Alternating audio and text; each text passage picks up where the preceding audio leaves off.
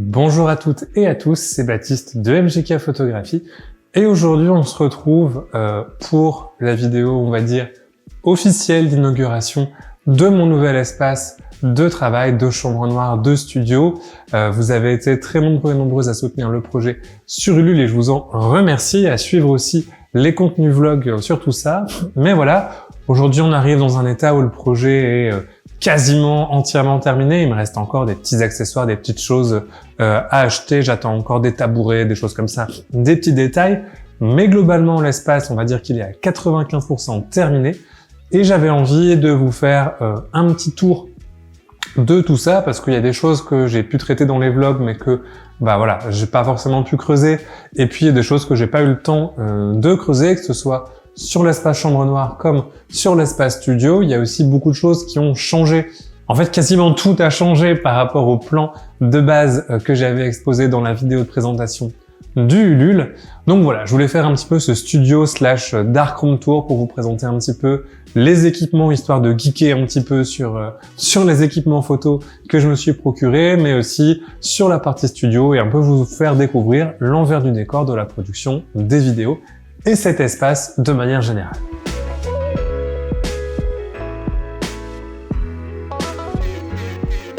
Cette vidéo est sponsorisée par FlexiSpot qui a fourni un bureau assis debout E7 pour le studio et la chambre noire. Plus d'infos dans la description et dans la suite de la vidéo.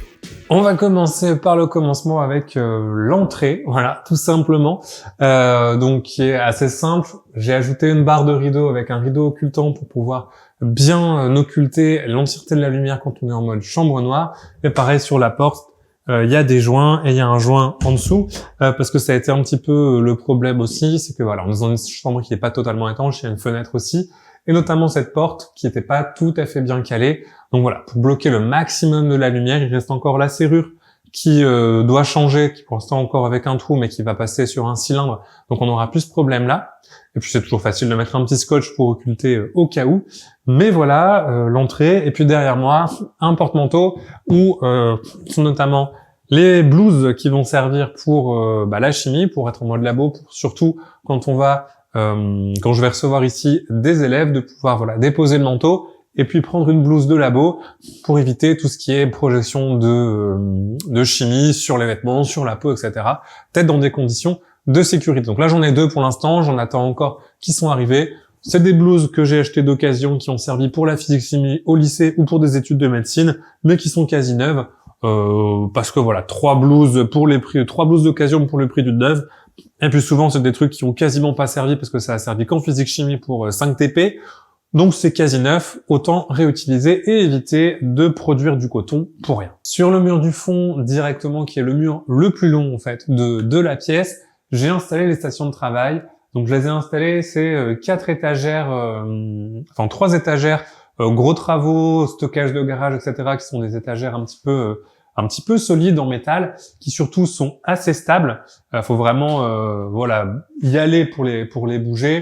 Je voulais les fixer au mur, j'ai pas encore eu le temps de le faire, mais peut-être potentiellement que je les fixerai au mur pour plus de stabilité. Mais voilà, qui permet d'avoir les quatre agrandisseurs. Donc ça fait 3 cabines de travail. Dans le plan Ulule, je pensais accueillir jusqu'à 4 stagiaires par agrandisseur. Mais finalement, vu l'espace, ça va être vraiment trop petit. Donc on limite à 3 personnes, ça fait 3 cabines de travail. Sachant que là-bas, il y a 2 agrandisseurs, je montrerai plus tard, parce que c'est un peu ma station personnelle de travail. L'avantage de ce setup, c'est que il y a non seulement les agrandisseurs ici, c'est en plus à bonne hauteur, donc on se casse pas trop le dos quand on travaille dessus. Et puis en dessous, il y a du stockage qui pour l'instant est pas encore tout à fait rempli, mais qui va permettre de stocker au fur et à mesure les petites choses qui vont s'accumuler, que ce soit pour le studio ou pour la chambre noire. Voilà, donc là il y a encore de l'espace, mais il y a encore pas mal de choses que je dois ranger, que je dois réorganiser petit à petit. Puis voilà, notamment quand le labo va vraiment bien être installé, bien tourner, je vais avoir pas mal de chimie en stockage, pas mal de choses comme ça. Donc je veux un espace, je préfère avoir plus de stockage que moins, parce que ça me permet aussi de pouvoir réinvestir dans du matériel et stocker plus tard.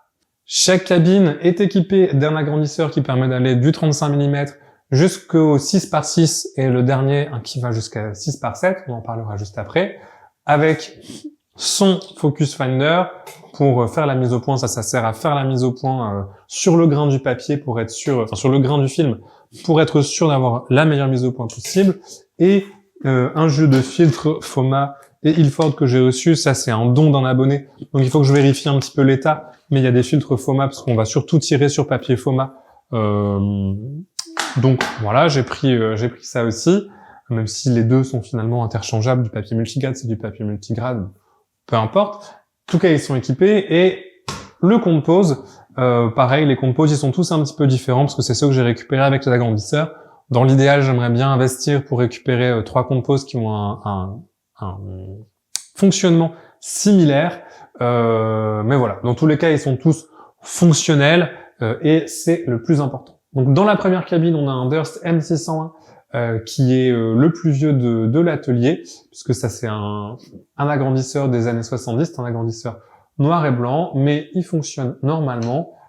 Les réglages sont fluides, donc voilà, il est complet, ce qui est tout ce qu'on lui demande, et il fonctionne parfaitement. Dans la deuxième cabine, on a un Durst M605 Color, donc il y a un agrandisseur avec une tête couleur pour le 35 mm jusqu'au 6x6. Ça c'était pratique parce que contrairement à l'autre agrandisseur, au troisième Durst que je vais présenter après, celui-ci il vient avec un taquet pour passer la boîte à lumière de 35 à 6.6.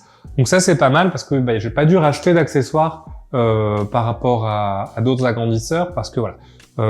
Les Durst sont assez faciles à trouver, on les trouve pour pas très cher, mais c'est vrai que c'est un petit peu le Apple du tirage, on va dire, au sens où il y a 40 milliards d'accessoires et dès que tu veux faire un truc, en fait, il faut racheter un accessoire. Et parfois, les accessoires coûtent plus cher, voire aussi cher que l'agrandisseur complet, et sont surtout parfois difficiles à trouver. Donc celui-là, il est vraiment pas mal parce qu'on peut vraiment faire du 35, faire du 6.6. Il y a un petit taquet en fait qui permet de faire basculer la boîte à diffusion pour passer de l'un à l'autre facilement. Globalement, quelle est la différence avec l'autre agrandisseur? C'est que alors celui-ci permet de tirer de la couleur, il a des filtres intégrés. On peut tirer également du noir et blanc avec et gérer le contraste en fait avec l'équilibrage du filtre magenta et du filtre jaune. Ça remplace en fait l'usage des petits filtres multigrades. Tu vas le régler directement ici. Ilford donne des tables de conversion du papier pour garder les densités de son. On va pas rentrer dans les détails, mais c'est possible de tirer du noir et blanc avec ça aussi sans problème. Et en termes de rendu, la différence c'est aussi que sur le M601, on est sur un agrandisseur à condenseur, c'est de la lumière condensée semi-dirigée. Et ici, on est sur un agrandisseur avec une boîte à lumière qui est une boîte à diffusion.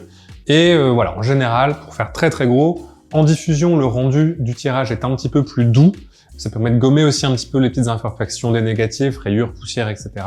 Et en lumière condensée, le rendu est un petit peu plus précis, un petit peu plus net. Donc dans la chambre noire, on a les deux types d'agrandisseurs. Comme ça permet aussi d'avoir de varier un petit peu, d'avoir différents types de rendus à disposition. Sachant que pour l'instant, dans l'idéal, je vais pas tirer de couleur tout de suite, ce sera pour début 2024, mais je veux aussi tirer de la couleur, donc c'est aussi pour ça que j'ai investi dans des agrandisseurs avec des têtes couleur.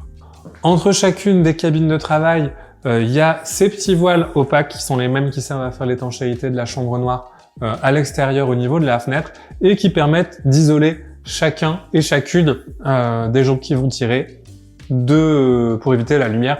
Quand on va tirer, il y a forcément un petit peu de lumière qui va passer de chaque côté. Et voilà, là ça permet d'être sûr que chaque cabine est isolée et d'éviter que le voisin ne voile le papier de l'autre. Il y a également aussi un bon écart entre chaque agrandisseur, on n'est pas tous collés, on doit de la place. On a de la place pour poser sa boîte de papier, on a de la place pour poser tout ce qu'il faut, son négatif, son scope net, ses outils de masquage si on en a besoin. Il y a de la place pour travailler, c'est confortable et c'est isolé pour être sûr de pas gêner le voisin ou la voisine qui fait son tirage juste à côté. Comme ça, on peut tirer vraiment sans forcément être synchro sur les choses comme ça. Et ça a l'air de fonctionner plutôt bien. Alors j'ai pas encore eu de plusieurs personnes en même temps, mais globalement, ça devrait. Je vois pas pourquoi ça poserait problème. Et enfin, dans la dernière cabine, on retrouve deux agrandisseurs qui sont un peu ceux que je vais moi utiliser le plus souvent. On a un Kaiser VP6001, c'est le seul pas Durst de la bande, c'est le vilain petit canard, et un M670 Color. Le Kaiser, c'est aussi un agrandisseur noir et blanc, un petit peu plus récent qui date des années 80. Pour l'instant, c'est celui que j'ai le plus utilisé et je dois avouer que je l'aime beaucoup. L'avantage, c'est que la marque Kaiser existe encore, donc il y a encore pas mal d'accessoires qu'on peut racheter neufs. On peut notamment changer le condenseur pour passer aussi donc sur un condenseur 6.9 si on veut. Il existe aussi une tête couleur qu'on peut racheter, le transformateur. Enfin, la marque existe encore et dans une certaine mesure, même si cette référence-là n'existe plus, supporte encore le système 5 qu'ils ont mis en place, qui est un système très modulaire. Donc on peut encore changer pas mal de choses et racheter pas mal de choses. Alors ça coûte assez cher neuf, mais voilà, on peut encore racheter neuf les portes négatifs, les caches, on peut racheter des boîtes à lumière, on peut racheter pas mal de choses. Et on peut même, si on a beaucoup d'argent, le transformer en un système à LED de chez Highland. Donc je voulais un petit peu cette base parce que je sais pas un petit peu où est-ce que ça va me mener cette aventure du tirage pour avoir la possibilité d'upgrader encore sur des technologies plus récentes ou des choses comme ça si le cœur bondit et si le budget suit. Donc c'est pour ça que je voulais aussi cet agrandisseur là qui est franchement pas mal, il est assez fluide, il est très pratique. Il y a pas mal de petits détails assez sympas comme le filtre rouge qui est directement intégré avant l'objectif, donc ça c'est assez pratique pour éviter de voiler son papier. On est sûr que vraiment tout l'objectif est couvert et qu'il n'y a pas de souci à ce niveau-là. Et pareil, le soufflet est bien fluide, la mise au point se passe sans problème. Et voilà, c'est un de ceux que j'ai le plus utilisé pour l'instant et dont le système me paraissait aussi intéressant en termes d'accessoires possibles. Alors eux, ces deux-là, ils sont un petit peu plus bas parce que leur colonne est un petit peu plus haute, notamment celui-ci parce qu'ils permettent des agrandissements un petit peu plus grands. Aussi, c'est des gammes un petit peu supérieures à celles qui sont à côté, très légèrement, hein, mais voilà, c'est pour ça qu'ils sont un petit peu plus bas pour qu'on puisse quand même monter la tête. Voilà, sachant que si on veut vraiment avoir le rapport d'agrandissement le plus important, il faut enlever le dessus de l'étagère. Bon, ça devrait arriver relativement rarement, donc globalement, pour l'instant, j'ai pas eu besoin de faire un déménagement. Et à côté, on a un M670 couleur, donc qui est la même gamme que le M605, mais un petit peu au-dessus, et qui permettra de faire des tirages. C'est le seul qui va jusqu'au 6-7, et qui a aussi une tête couleur. Pareil, j'ai en tête d'acheter également une tête multigrade pour celui-ci. Ça fait partie de la liste d'achat, qui le transforme en fait en agrandisseur noir et blanc à lumière diffuse. L'avantage de la tête multigrade par rapport à la tête couleur, c'est qu'on peut faire du tirage noir et blanc sans avoir à se préoccuper des grades, parce qu'en fait, c'est des têtes où il y a des filtres multigrades qui sont intégrés à l'intérieur, et quand on change de grade, ça change pas la densité du tirage, donc c'est assez pratique.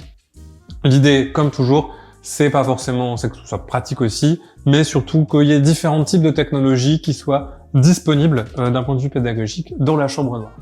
Celui-ci, j'ai dû faire des petites dépenses en plus parce que la boîte à lumière qui venait avec, c'était une boîte uniquement pour le 35 mm, donc j'ai dû racheter une boîte à lumière 6-7 qui est là juste ici. Et ça m'a coûté un petit peu cher, presque aussi cher que l'agrandisseur, donc bon. Mais c'est comme ça fait partie du jeu. Et il a un petit défaut, c'est que la colonne, déjà là il est pas droit, peut le mettre à 0. La colonne, il manque un cran, donc quand on monte, il faut un peu l'aider. Il y a quelques crans qui sont cassés. J'ai vu sur Le Bon Coin quelqu'un qui vend la colonne dont la manivelle est cassée. Donc peut-être qu'on va faire un Frankenstein pour changer la colonne, changer la manivelle et avoir un truc qui fonctionne parfaitement. Pareil, celui-ci, j'ai pas encore eu l'occasion de le tester entièrement, mais c'est pareil, c'est sur la liste. Tout fonctionne autrement. Voilà un petit peu pour la station sèche de la chambre noire, parce qu'une chambre noire, ça se divise en deux parties. Une station sèche où on va faire l'agrandissement et une station humide où on va faire le développement des papiers. Ici, j'ai mis un tableau qui me permet de prendre des notes au fur et à mesure des sessions de tirage. Je vais aussi investir dans des carnets pour pouvoir tenir compte de l'ensemble de mes expérimentations et prendre des notes plus durables. Mais là, ça me permet, si tu as vu les différents vlogs que j'ai fait sur le tirage, voilà, de noter au fur et à mesure les différents temps, ce que j'ai fait comme manipulation pour garder ça en tête. Au fur et à mesure de la session de tirage ou de tirage unique, un truc qui va pas forcément être dans le reproductible. Et puis simplement de prendre des notes au fur et à mesure. Là, j'ai mis les chimies, quand est-ce que je les avais préparées, des trucs comme ça. Bon, pour me vider un petit peu la tête et des choses qui n'ont pas besoin d'être consignées dans des carnets de manière permanente, ça permet voilà, d'avoir trace sur une session, et puis ça pourra faire des...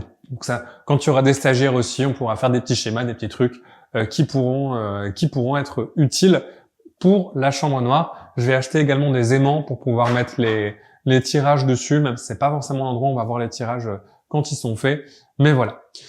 Et de l'autre côté, on a la station humide, donc avec l'évier, et là où on va pouvoir poser les petites cuvettes pour le développement. C'est un peu l'endroit le plus exigu de la chambre. Faudra voir un petit peu, je pense que quand on développera, faudra faire un petit peu la queue pour développer. Comme on va travailler surtout avec des papiers RC, donc c'est des papiers plastiques qui mettent 60 à 90 secondes pour être développés. En gros, pour faire toute la chaîne jusqu'au rinçage, on est à peu près sur, en gros 5 minutes par tirage. Donc ça va encore par rapport à ça. Le problème qu'il y avait dans la chambre noire, c'est qu'il n'y avait pas d'eau courante. Donc on va fonctionner, c'est une chambre noire sèche. Donc on a quand même un petit évier de rinçage qui suffit très largement pour rincer jusqu'au 20-30. Donc voilà, globalement en stage, on va pas vous faire beaucoup plus que du 24-30. Et on a quand même un système un petit peu d'eau courante, puisque dans ce meuble, il y a un système avec un bidon et un seau qui permet d'avoir voilà un bidon de 20 litres. On a 20 litres d'eau à disposition. J'ai un deuxième bidon, donc globalement on a 40 litres dans la chambre noire, et un seau qui permet de récupérer les eaux usées, sachant que, et j'ai vérifié avec des experts qui travaillent en labo depuis plus de 40 ans, on pourrait réutiliser l'eau qui est là 2 à 3 fois avant de devoir la jeter, si elle n'a servi bien évidemment qu'à rincer des tirages. Et alors vous pouvez me dire ce que vous voulez dans les commentaires, mais je tiens cette info d'une source on ne peut plus sûr. Question tirage, donc c'est très certainement ce qu'on va faire à la fois pour économiser un petit peu d'eau et puis pour éviter d'avoir à faire trop d'aller-retour. Mais globalement, j'ai testé ça, ça fonctionne plutôt bien, que ce soit pour la préparation de chimie, que ce soit pour rincer des tirages, que ce soit pour rincer des films. Voilà, ça marche nickel. J'ai pas vu la différence entre un vrai évier. On a une petite pompe, voilà, qui a quand même un petit débit, un petit peu de pression. On peut remplir ici l'évier d'eau pour avoir voilà un bac de rinçage. Et puis voilà, ça fonctionne très très bien. En dessous, il y a du stockage de chimie là qui est un petit peu en bazar, mais que je vais ranger. C'est surtout des bouteilles vides. Et on a la sécheuse à film. La sécheuse, c'est pareil, c'est un truc que j'ai récupéré sur le Bon Coin, qui est assez pratique, qui peut sécher jusqu'à 4 feuilles, donc jusqu'à 6 feuilles de 30 par 40 à l'intérieur de papier RC. C'est une sécheuse chauffante avec soufflerie, donc ça sèche à peu près un papier en 5 minutes, une fois qu'il a été essoré. Et franchement, ça marche nickel. Ça va permettre surtout de gagner du temps, de pas avoir des fils de corde qui traînent partout dans la chambre noire, et surtout, quand les gens viennent faire leur stage, qu'ils puissent repartir directement avec leur tirage. Ce petit espace peut aussi servir pour le développement des films. Pour ça, j'ai investi, entre autres, dans une cuve Jobo, une CPE2. Alors voilà, alors c'est un peu le bazar parce que j'ai pas eu le temps de la ranger depuis ma dernière session de développement. Mais voilà, une cuve Jobo, pourquoi faire? Tout simplement pour développer les films couleurs avec un petit peu plus d'aisance. Qu'est-ce que c'est qu'une cuve Jobo si tu ne connais pas? En gros, c'est une développeuse rotative thermostatée, c'est-à-dire qu'à l'intérieur, tu as une résistance qui va chauffer ton eau et tes chimies pour faire un bain-marie thermostaté, et ici, quelque chose qui va permettre de faire bouger ta cuve pour faire un développement rotatif, qui a comme plus gros avantage d'utiliser 2 fois moins de chimie que un développement classique. Donc c'est meilleur pour l'environnement parce que tu utilises 2 fois moins de chimie pour développer tes films et c'est meilleur pour ton porte-monnaie parce que tu utilises 2 fois moins de chimie pour développer tes films. Ça peut servir pour le développement en couleur comme noir et blanc, il y a toute une gamme d'accessoires. Alors la CPE2 et surtout celle-là parce que sur les cuves qui sont venues avec, c'est Made in Federal Republic Germany, donc je pense qu'elle a un petit peu vécu. Elle est pas dans sa meilleure, je l'ai pas mal nettoyée, mais elle est pas dans le meilleur état du monde. Globalement, elle fonctionne encore plutôt pas mal. Pareil, Jobo, c'est encore une marque qui existe, donc on peut encore trouver pas mal d'accessoires pour que ce soit les bouteilles, que ce soit les cuves, les aimants, encore pas mal de pièces détachées, même pour les vieux modèles. Donc ça, c'est assez pratique, sachant que aujourd'hui, ils font la CPE3 et la CPP3 qui coûtent quand même vachement plus cher neuve. D'occasion, ça coûte à peu près entre 300 et 400 euros sur le Bon Coin pour globalement la même chose. Les modèles plus récents sont un petit peu plus précis en termes de contrôle de la température. Il y a quand même des avancées technologiques, mais globalement, si tu développes en amateur, ça suffit très très largement. Et c'est un investissement que je voulais faire depuis longtemps. Je l'ai testé il y a pas longtemps dans un développement ECN2 qui a été un petit peu chaotique. Putain. Parce que c'était la première fois que je l'ai testé, et puis c'était la première fois que je faisais de l'ECN2, mais globalement ça fonctionne très bien et j'ai hâte de pouvoir prendre le rythme aussi avec cette machine. Ça va servir aussi sûrement quand on fera des ateliers couleurs, même si c'est pas pour tout de suite, parce qu'il faut vraiment que je rôde un petit peu à la fois mon développement couleur et mon tirage couleur. Mais voilà, ça c'est plus un achat perso qui va me servir moi pour traiter des films couleur, noir et blanc, diapositive, éventuellement ECN, en tout cas tout ce qui nécessite un contrôle de la température. Et ça passe nickel ici sur ce banc, il y a une prise en dessous. Donc ça c'est parfait, ça permet de travailler ici à côté de l'évier. Un des ajouts que je vais faire aussi très certainement ici, c'est rajouter une étagère sur ce mur-là en face, parce que on manque un petit peu de stockage et de place, et je pense que je vais rajouter une étagère ici à ce niveau-là, juste pour pouvoir poser des cuves, poser des trucs comme ça. Ça manque un peu, mais pour ça il faut que je retourne à Castorama.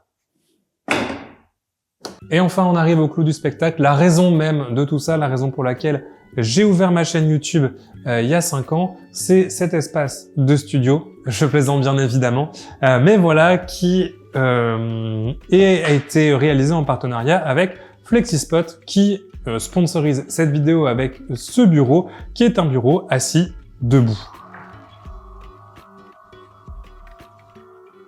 Mon trêve de plaisanterie, ici, c'est vraiment mon espace de studio avec mon ordinateur. Alors, j'ai plus la config précise en tête, mais de mémoire, à l'intérieur, c'est un AMD Ryzen 5 3600, quelque chose comme ça, 3600X même. Et dedans, la carte graphique, c'est une GTX 1660 Super. Donc, ça a quelques années, mais j'ai pas le budget pour l'upgrader. Et globalement, ça fonctionne plutôt très très bien. J'ai mes 2 scanners, mon Epson V550, mon réflecteur RPS, donc on peut vraiment aller du film jusqu'au tirage en passant par le scan sans aucun problème dans ce petit labo. Niveau lumière, ça c'est ma lumière, mais elle va changer bientôt. C'est je sais plus exactement la marque, mais voilà, c'est une lampe LED classique. Pour le son, j'ai une interface audio Focusrite qui est toute récente, qui marche super bien. Je pense que vous avez peut-être vu la différence de qualité sur les voix off de studio dernièrement sur cette interface. Et les périphériques, c'est des périphériques Roccat Gamer, Roccat Burst et Roccat Vulcan. Tout simplement parce que c'est super bien, ça tient bien, et puis c'est joli, il y a du RGB. Et surtout, c'est hyper confortable et vraiment résistant. Ça fait 2 ans que je les ai et ça fonctionne parfaitement. Le micro, c'est je ne sais plus, c'est pas grave, c'est un Behringer, je pense. Voilà. Et ça sert du truc d'Amazon. Mais la star de ce setup, c'est bien évidemment le bureau assis debout FlexiSpot. Pourquoi je voulais un bureau assis debout? Parce que c'est hyper pratique quand on travaille beaucoup assis. D'un point de vue ergonomique, il faut pouvoir se lever. Normalement, c'est toutes les 20 minutes de travail assis, il faut se lever 10 minutes. Et avec un bureau comme ça permet de continuer à travailler debout sur du montage. Quand je fais des longues sessions de montage, ça permet de continuer de travailler debout. Aussi, on a différentes positions de mémorisation. On a 2 positions personnelles et puis une position assise, une position debout qui sont toutes mémorisables. Donc on peut vraiment personnaliser ce bureau à l'envie. D'ailleurs, tu vois que là sur la position assise, il est plus haut que toutes les autres tables de la pièce, tout simplement parce que je suis grand, j'ai des grandes jambes, et que ça me permet vraiment d'être dans une position la plus ergonomique possible, et donc de moins me blesser, de moins me faire mal. Également en mode chambre noire, ça permet d'avoir vraiment le bureau en position debout, de transformer ça, d'enlever le clavier, d'avoir la tablette lumineuse, et puis de pouvoir regarder les tirages, regarder les négatifs à hauteur, avec la lampe là qui fait lumière du jour et qui permet vraiment d'admirer les tirages en lumière du jour simulée. Donc c'est vraiment assez pratique et vraiment c'est un gros confort de pouvoir avoir ça. Merci à FlexiSpot d'avoir envoyé ce bureau, et tu trouveras, si ce type de bureau t'intéresse, le lien dans la description, sachant qu'il y a une offre spéciale avec le Black Friday cette semaine. Donc toutes les infos sont dans la description. Il y a 150 € en moins sur l'achat du même bureau. C'est le bureau E7 avec les pieds et le plateau. En plus, c'est vrai que c'est arrivé un petit peu sur la fin de la mise en place, donc je pensais pas avoir ce bureau, et ça arrive quand même vraiment bien parce que c'est vraiment confortable pour l'avoir utilisé depuis quelque temps sur du montage, sur de la retouche photo, sur des choses comme ça. Ça permet quand même vraiment d'être plus confort, et quand on travaille beaucoup assis, pouvoir se lever de temps en temps sans s'interrompre, c'est vraiment agréable, de pouvoir le personnaliser à la hauteur quand on est grand, ou quand on est plus petit ou plus petite aussi. C'est vraiment très très pratique, et c'est un investissement que je conseillerais à tous les créatifs qui doivent bosser chez eux ou des choses comme ça, parce que c'est vraiment super chouette et globalement très qualitatif. On a été vraiment surpris, les colis étaient super lourds à monter, c'était relativement facile à monter et ça a plutôt très bien marché. Dans mon cas, c'est validé. Alors ici, on est à l'opposé, on est sur le mur d'en face de la zone humide où il y a ce plan de travail qui va servir à accueillir un petit peu les stagiaires pour se poser autour, et qui sert de résidence pour l'instant à la Durst RCP50, qui est la développeuse de tirage couleur que j'ai récupéré. C'est toute une aventure, il y a un vlog entier sur le sujet si ça t'intéresse, donc tu pourras aller le voir. Je vais pas refaire en détail l'histoire de cette machine. J'ai encore quelques ajustements à faire sur la table à l'arrière pour faire passer les tuyaux, parce que en gros il y a tous ces tuyaux là qui sont les tuyaux de vidange et où est-ce qu'il est le dernier, de rafraîchissement de la machine, qui doivent être dans de la chimie et qui doivent être avec des bidons qui sont au sol. Et là, j'ai pas de quoi faire passer les câbles. Ils sont un petit peu trop. Je pensais pouvoir les faire passer sur le côté, mais ils sont un petit peu trop courts. Donc, il faut que je coupe derrière pour mettre un système de bidon derrière. Pour l'instant, cette machine, elle est un petit peu au repos parce que je vais pas commencer le tirage couleur tout de suite, surtout par manque de temps. Je suis en train de sourcer la chimie pour remplir la machine, parce que c'est quand même pas mal de litres de chimie, puisque c'est 11 litres de révélateur et 8 litres de blanchiment fixage. Donc c'est une grosse machine qui permet de tirer des photos jusqu'au de 50 cm en fait de côté. Donc potentiellement 50-60, ce qui est énorme. Je sais pas si on fera des tirages aussi grands tout de suite. Mais voilà, le gros avantage de cette machine, c'est que ça remplace en fait les petites cuvettes pour le tirage noir et blanc. Le tirage noir et blanc, on peut le faire tout à fait normalement en cuvette sans aucun souci, mais pour le tirage couleur, il faut que ce soit, comme pour le développement couleur, des bains à température, avec circulation de chimie, etc., etc. Donc c'est assez compliqué, on peut le faire avec une Jobo, mais ça je l'ai trouvé pour moins cher qu'une Jobo, et franchement c'est un peu le top du top, elle est en super état de fonctionnement, donc j'ai très très hâte, j'avoue, de la tester. Ça fera l'objet d'une vidéo plus complète sur la chaîne, mais voilà. Et en fait j'ai construit ce meuble-là autour de cette machine, parce que c'est quand même une très grosse machine que j'avais pas du tout prévue dans mon plan de chambre noire. S'il y a plusieurs ateliers, on a moyen de la remiser dans un rangement de l'étagère. Voilà, mais c'est vrai que j'évite de la transporter pour pas l'abîmer. Mais effectivement, c'est un truc qu'on peut remiser temporairement quand elle est vide d'eau, parce que pleine d'eau c'est pas possible.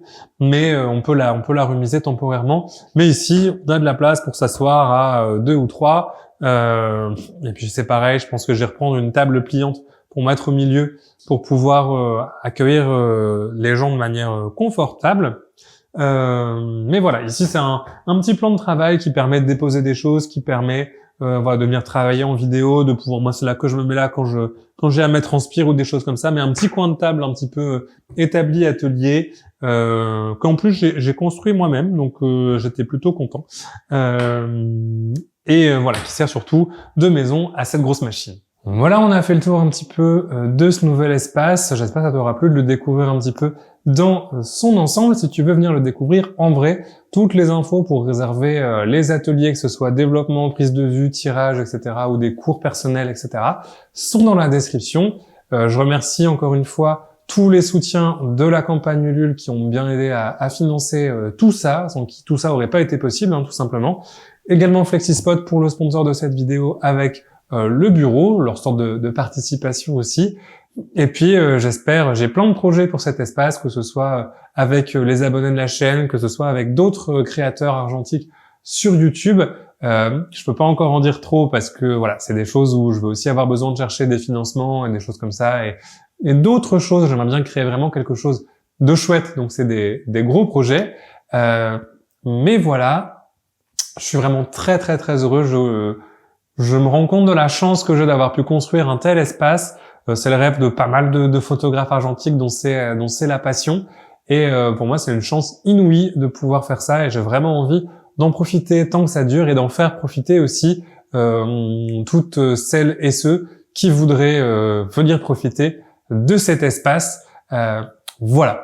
Je ne sais pas trop comment conclure cette vidéo, si ce n'est pas merci à tous pour votre soutien au travers de toutes ces années sur YouTube et de mes différents projets. Celui-là, on est un de plus. Merci du fond du cœur. Et moi, je vous dis à la prochaine. Et d'ici là, bonne photo.